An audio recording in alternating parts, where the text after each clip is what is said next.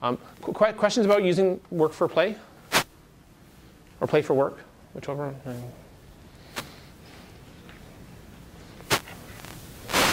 Yeah. Sorry. So one quick question with the notion of kind of going from the stickies to the Lego and getting more of sort of the emotional content kind of expressed. Do you find that it's more effective to do both so that you get all of the emotional baggage or freight or whatever identified such that that's out on the table and you can kind of move forward, or can you just do it with stickies and not do the Lego? Yeah, that's a really great question. So I think it depends on what my objective is. If my objective is to get the analytical, yes, the question is, well, do you want to do just the Lego or just the sticky notes? Why should you do one and not the other? Yeah, can it be effective without having both? Yeah, so I actually believe that you need to run like a game like Speedboat to get the details. Because some manager, some executive somewhere is going to want to see the details to feel comfortable, right? But the emotional stuff is what will really help sway the minds of the people who are going to hear this when they get played back to them, right? Like we can go through, we created, so part of this is I worked trying to take the output of this workshop, right, that was shared with staff. And the parts that got people were not the PowerPoint slides and the sticky notes. What got people connected with the urgency and the mission of what needed to happen was the Lego. So that's kind of, it's the picture and the story is more powerful. So, but there's probably the senior executives management, that's not going to work for them, so you need the bullet points. Right? So it depends on what your requirements are. So maybe this is a plug for the executive conference that Agile New England's doing. But to take off on your answer to Terry's question, all these games and everything that we are doing, we do on the teams themselves. There's still this river and ocean between what the senior executives have and what the teams are.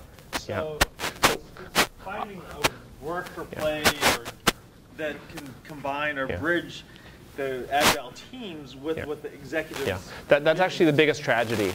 The biggest tragedy of Agile today is that leadership thinks it's for the teams and the people they work for. And John Stahl's got a great presentation of Agile from the execs down of how the leadership needs to start with Agile first. The leadership has to change their mindset and lead the people to that place to be successful. And that's really the change that has to happen. And play can help them get there. Yeah. I use the same games, same techniques with lots of senior executive teams that I work with. Okay. It works very well. Okay, these games or other games or? Yeah, all kinds of different games. Okay, great, yeah. Yeah, people think executives don't play, but executives actually, most senior, like 75% of senior executives spend time every day playing video games, like casual recreational video games on their phone or their computer to just burn off stress. So they can be more focused, right? It's a good strategy. It's not like a dumb thing. It's actually, they actually do it, and they know it works for them. But, but they won't talk publicly about it, right? Because, people don't play games at work. Yeah. So if you're working with people from a lot of very cultural backgrounds, geographical backgrounds, do you find that you need to accommodate that in any way? Strategies of introducing games, or how the rules are described, or anything like that? Yeah, that's a great question. I mean, I know with Lego, there's some people who've never built with Lego before, and they can figure it out. Like everyone can learn how to build Lego within like a minute. So that's okay. I think the part is that's the part about the resistance, the fear of play, and I want to talk about that when we get to the last part, the last section. So I'll ask you to hold that, and we'll come back to that.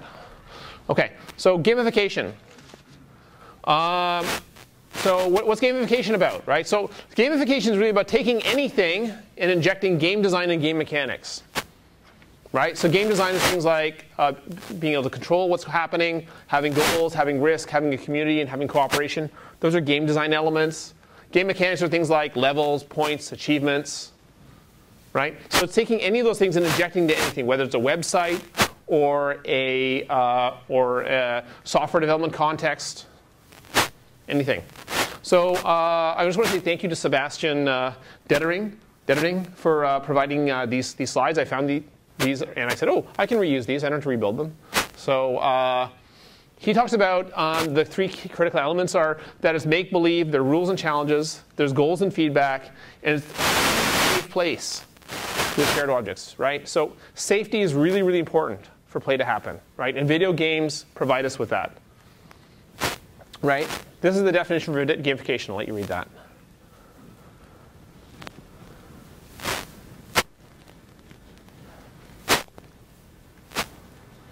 Right, and the blueprint for gamification is something like Foursquare, where there's points for tracking and feedback, there are badges, goals, rewards, leaderboards for competition, right? That's kind of your basic gamified website, right? And there are three things that need to be there for gamification to really work. There has to be meaning. People have to be trying to pursue a meaningful activity that they care about.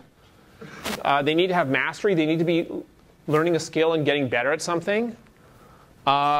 And when we say, fun is just another word for learning, right? So this guy, Ralph Koster, talks about this. And he says, really, learning under optimal conditions. That's what fun is. When we say we're having fun, it means we're actually learning. Like our brains are actually learning things. Because learning is a powerful drug. Right? So I'll let you read this.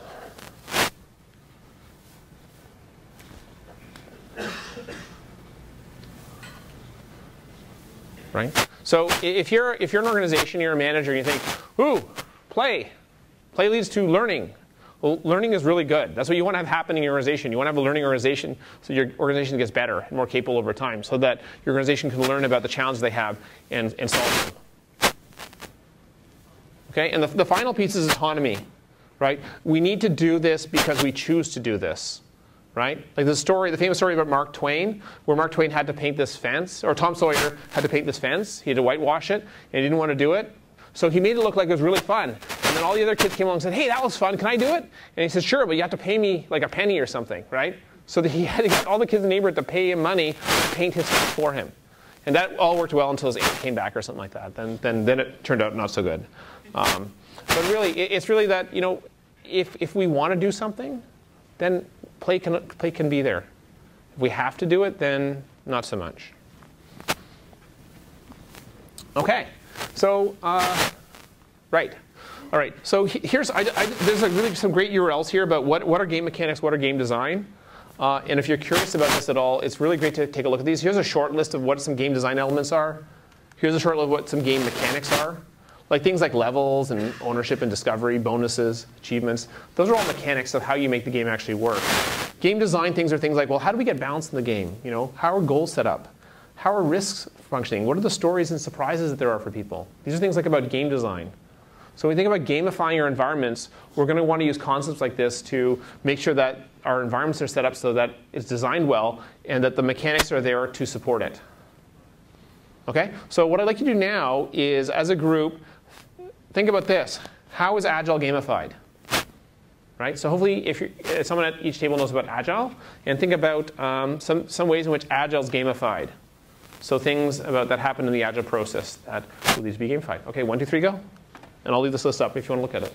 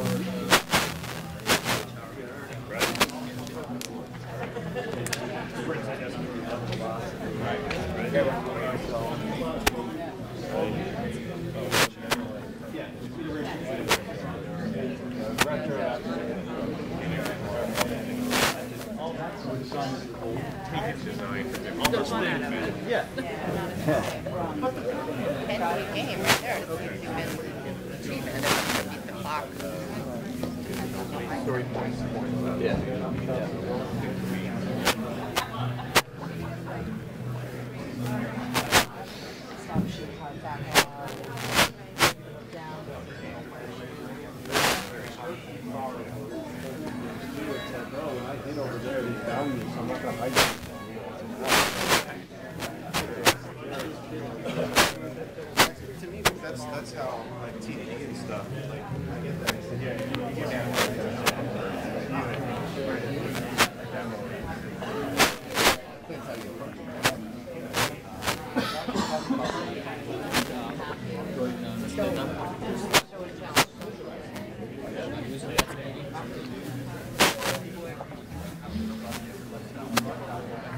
amount of time.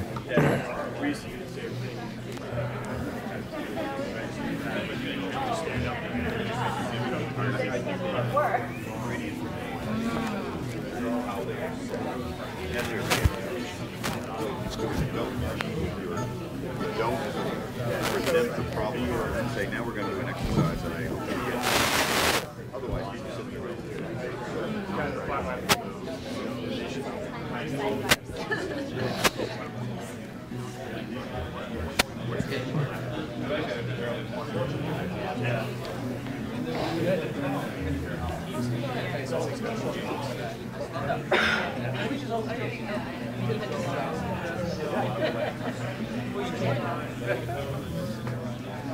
So I guess what I've seen already.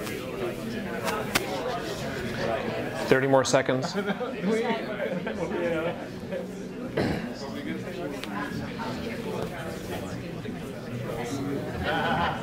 do you mean? What do you mean? What do you mean?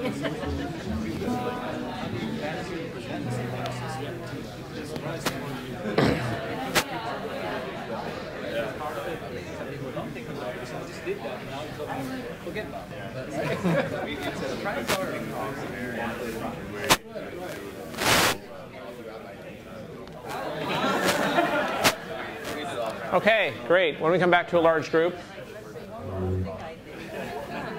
So what kind of things do people come up with for how Agile is gamified? Story points, okay. Feedback. Okay, great. What else? A little bit of celebration of the achievements. Celebration of achievements, okay, great. TDD.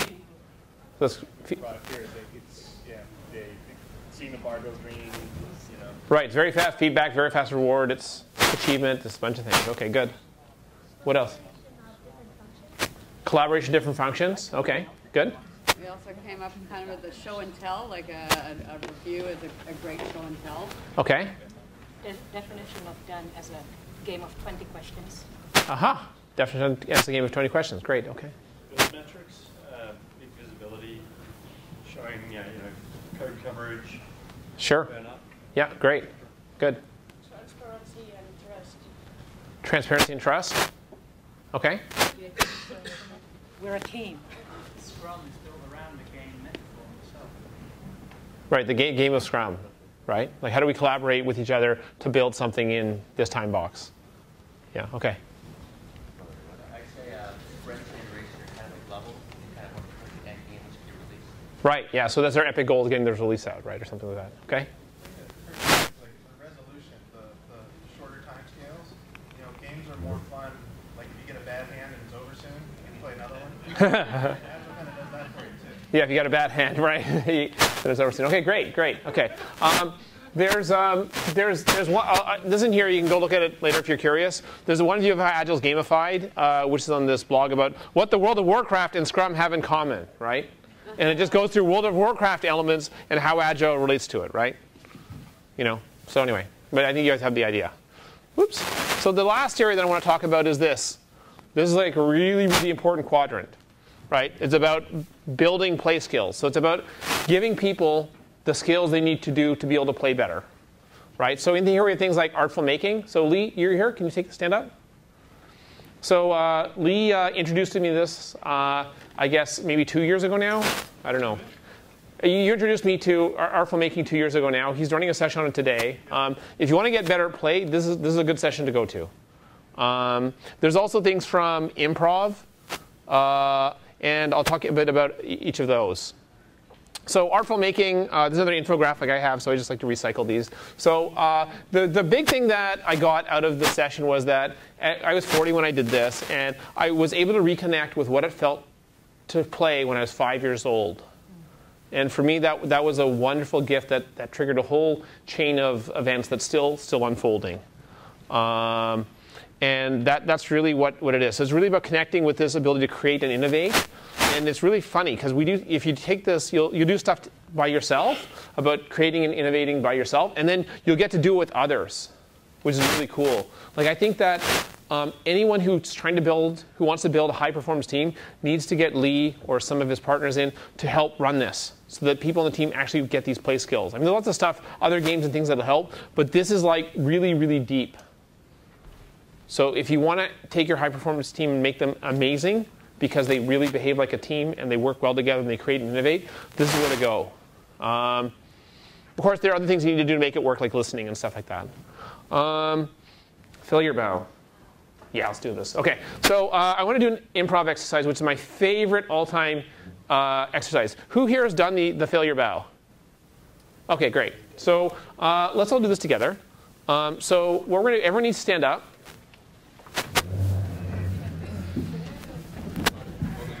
And what I'd like you to do is to think of a time where you failed, where you say, "Oh, I really botched this one. I have one from yesterday that I can use." So what I'd like you to do is get a sense of that and put your body into whatever position that feels like.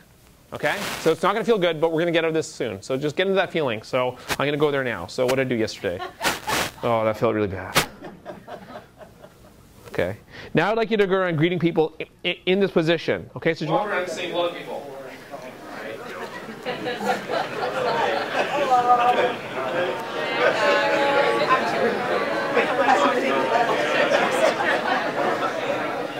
you the manager of your organization? Would you want people walking around like this? No. No. People in the state are unresourceful. They're not available. We're going to do something called the availability bow. Right? And what the availability bow is about making yourself available. So what we're going to do is we're going to start, I'll walk you through this and we'll all do it together, is just start with wherever you were unresourceful. And then you're going to bend your knees down, lift your hands up in the air, and say, "I learned something, learning opportunity, I can do this, I'm great," right? To get out of this negative state into a positive state. And when we do that, so we'll do that, I'll take you in, and then we'll go around greeting people. Like this. We'll walk around greeting people like this. And we'll see how that's different from when we did it the other way. Okay? So, so everyone get it? So I'll repeat. So reconnect with that feeling of, "Oh, I just really screwed this up," or "I'm bad," or whatever it is. Come on, play well with us. Okay. Now bend your knees down and go learning opportunity.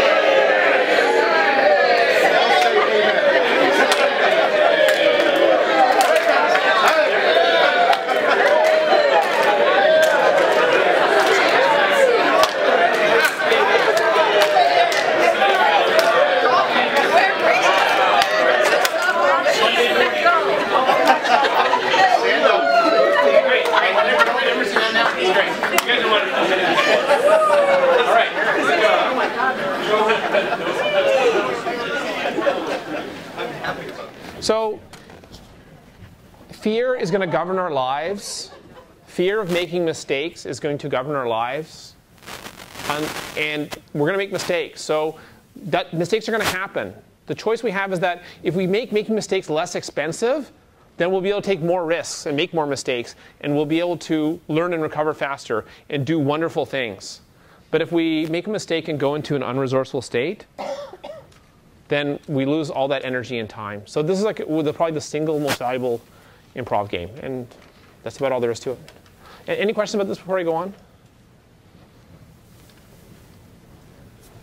Well, I would just add something to that. Sure, right? please. That we use it. At any time in a group meeting, if someone feels that they've made a mistake and feels like they're going into that space, they have the opportunity to go into that position and everyone will applaud them. Yeah, that's a great. Yeah.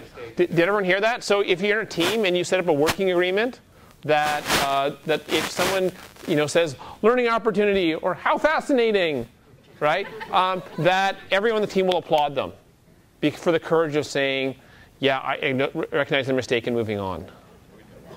Okay? So this is like a small thing that if you can do this on your teams makes a huge difference. Imagine if your boss did that. See what I mean about what happens if the leadership goes first?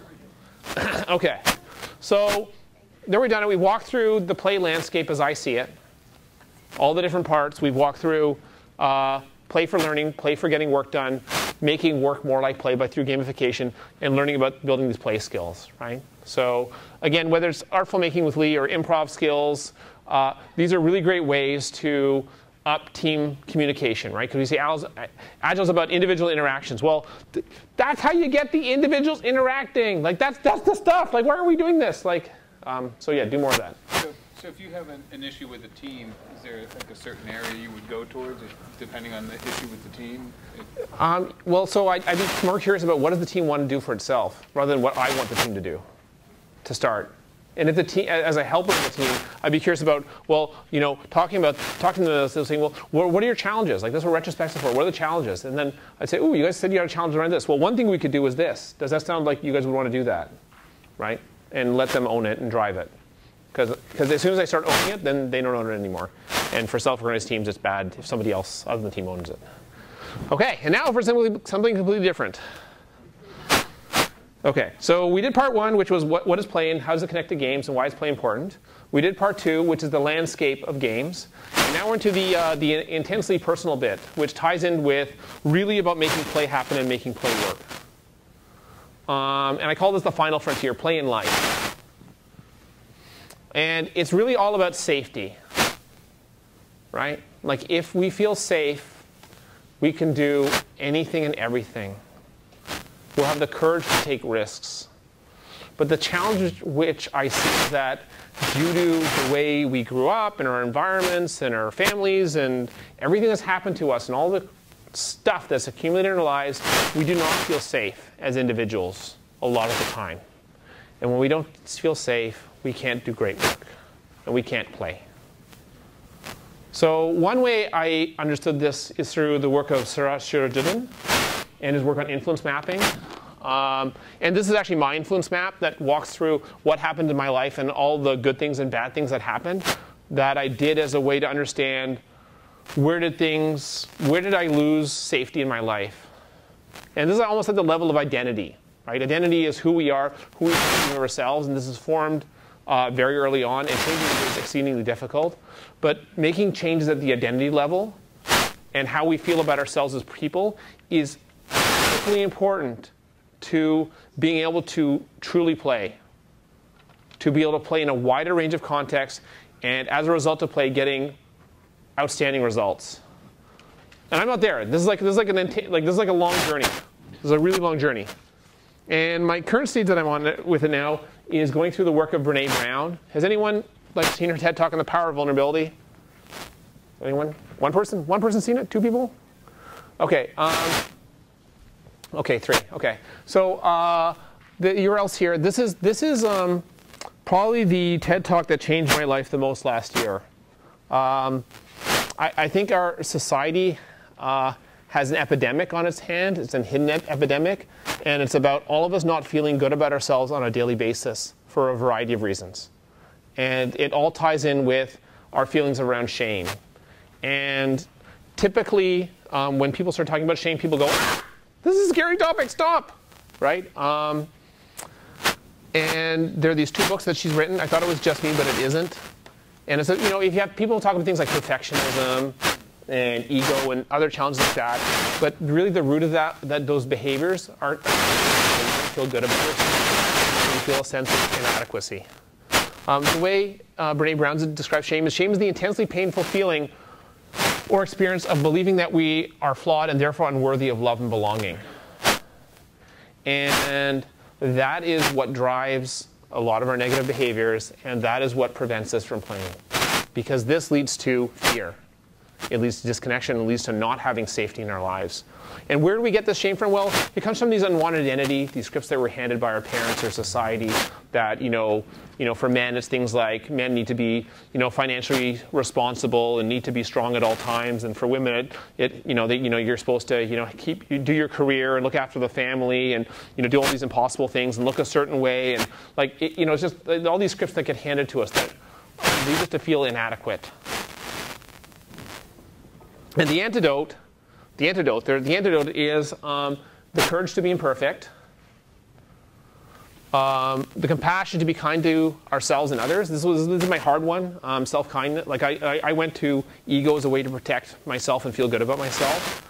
And I've got this really harsh internal critic. And for me, self-kindness and treating myself and others well is like my big challenge. So this is like my big challenge one. And I only discovered last year, I was 42 years old, how to express empathy last year. I thought this was a big jump for me. So I'm very proud of myself for that. If anyone's curious about expressing empathy, yeah, I did it. Okay. And what? Authenticity to be who we are, right? So we can do these things and be vulnerable, like to really be vulnerable. That's where we get the creativity, innovation, and the change, right? That and shame, understanding our shame and our culture, really how to do stuff. So 99% of you won't want to go there, but if you one or two people in the room who do want to go there, this is an amazing place to go to learn about living a beautiful life, fulfilled life, and really having bring a sense of play into your life. And achieving not just good things and achievements, but really having a valuable life and having a life that you want to live in that where you feel good and you experience flow and play on a regular basis. It's really hard. I've actually started a meetup group in Toronto to help myself and help others through this process. And I started to use this site called SuperBetter. It's usually intended for, it was invented by, what's that gal's name? I can't remember. Anyway. It was invented to recover from a debilitating illness. And I decided to get better from my life situation, which I'm not going to go into, well, I'll go into details here. No, I won't. It's videotaped. Okay, I'm not going to go into details here. I figured it out. But anyway, in this thing, it's actually gamifying getting better, right? So every day, like I try to go activate some power-ups, which help me get better. Things like listening to loving kindness meditations or getting exercise or whatever it is that I need to fight my bad guy of the challenge that I'm trying to overcome. There's some epics, they're allies. So it's a way to gamify and allow me to pay daily attention to my goal of my feeling better about what's going on in my personal life, right? And it can be used for weight loss or to accomplish this or that or whatever is in your life. But the thing that I love about it is that it gave me a daily opportunity, a place to go to see what I was doing to look after myself instead of letting the business of my life like just take over and not leave any time for me. So that's one tool that I've used to help. And I've started taking some of the stuff from Brene Brown's work and using those as my power-ups and my challenges. And that's been really, really rewarding for me. Before I close, so I just want to close on this whole thing about this intensely personal bit, which is that you can go really far with play. Like start with the games, start with games for learning, start with games for doing work, and start getting some energy there. If you have energy to go further, this is the place to go, right? To really be able to unlock play in your life.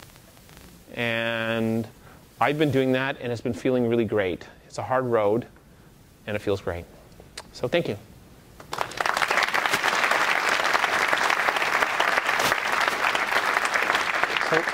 So I want to come back to your questions about, well, how do you get people are in this, right? People are in the fear. They don't have security. That's part of the reason why they're not able to play, right? So some people just won't play. I've had some people just not play. And there's nothing you can really do about that. Maybe the thing you can do is just start with easier levels of play, things that are less challenging, less threatening, right? Anyway, so you did have another question, though? I remember I asked you to hold them until the end. Yeah. I asked a question about kind of the multicultural accommodation. Yeah. I don't know if there's a lot of experience in I could say some things that might sound like stereotypes, so I won't. Repeat the question. Yeah, it's the question about multicultural. So I do know that some people from some cultures have easier or harder time with play. Generally, what I find, if it happens in a training environment where people are outside of their regular work context, it makes things a lot easier, right? Like if there's a formal training going on and it's embedded as part of a formal training, because then somehow the regular rules of what they think they need to behave like in the office are suspended. So I found that successful. Okay, other questions? I had asked the original question about overcoming resistance and making a personal commitment to change your personal life is one way to do it. But for people who don't even see the need for that, and they're resistant to play, but whenever they do it, they're good results. How do you increase the safety? Yeah, so it's the question like, how do you get engaged when people have fear around doing play and don't want to do it? So I can tell you what I do, which is I do it in little bits, right? It's like lean startup. Like you do a little experiment, you get the feedback, you get the learning. How did that work, right? And then you do like another little experiment, right? And then you get your way up into doing more and more of it, right? But if people don't want to go there, you can't push it, right? Or you try to create, or you have to be creative. You have to create like, ooh, let's do it. We're going to have a meeting. So I don't have a meeting on Speedboat and Lego, right? I don't have a meeting on that. I have a meeting on understanding what are the organizational challenges. I've got a meeting on understanding what are the priorities, and I have a meeting on what's the vision. It's a 3-hour workshop. But those are the segments of that workshop. Nowhere in the invitation does it say anything about games. I don't mention games. I just say, oh, we're doing facilitated activity. I say, oh, now we're going to use this to explore. Here's some of the science behind it, right? You can use some of the slides on play, why play is important, right? And how important it is for learning and solving problems. So there's a lot of psychology, and if you can refer to that to people, that helps. Okay, here. I was going to ask a generalized question about the addressing the fear maybe that I have or others have about this being kind of unstructured or a totally different thing. And as I was thinking the question, I also said, oh, I think I might see how to attack that. So let me mention that, and then you could comment on my overall question, what I said.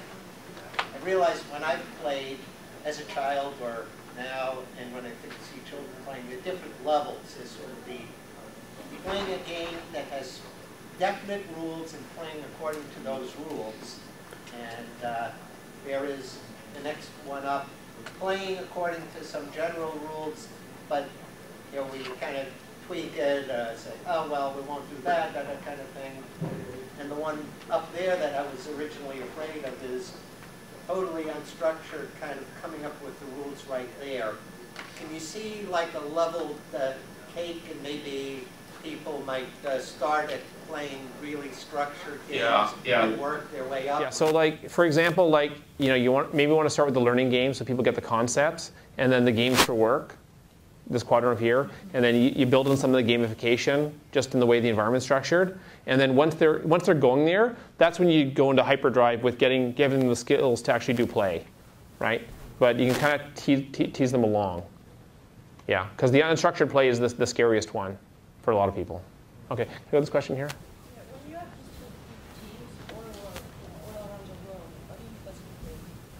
Yeah, so what do you do when you have teams all around the world? Well, you give up because it's a hopeless situation. Right? Like, doctor, I've just shot myself in the leg. How do I run the marathon?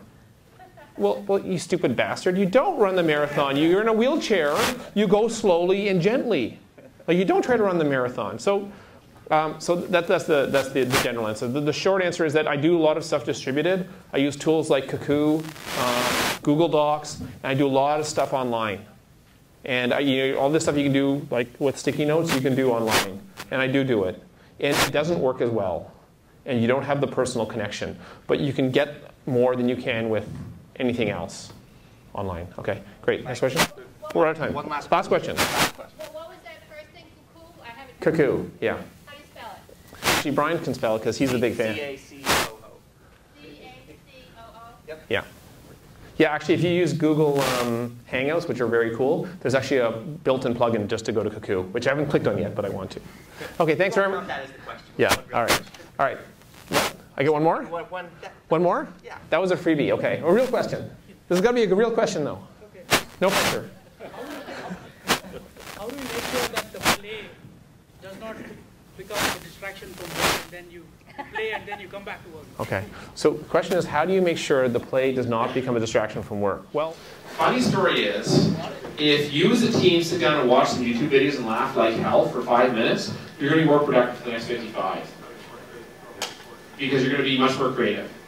So, A, it's probably not a waste. Second, when I do any of this stuff, I always have an objective. And And everyone go, oh, it's Thursday. Thursday's games day. Let's play a game. Like, no. It's like, what was the retrospective? What happened? What was the challenge areas? Ooh, let's do a game around this. And it's very much very purposeful, right? So there's, when structuring games, right? But just generally introducing playing the environment, that's helpful. Having people show funny videos, tell jokes, shoot Nerf guns, anything that gets people playing is amazing. Can I make a comment real quick? There's a great book called Imagine by Jonah Lurher that talks about the neuroscience of all of that. Okay. A book on neuroscience of play. What's it called? It's called Imagine. Imagine. Okay, great. Thank you. Imagine. Thank you very much, Mike. A round of applause for Mike.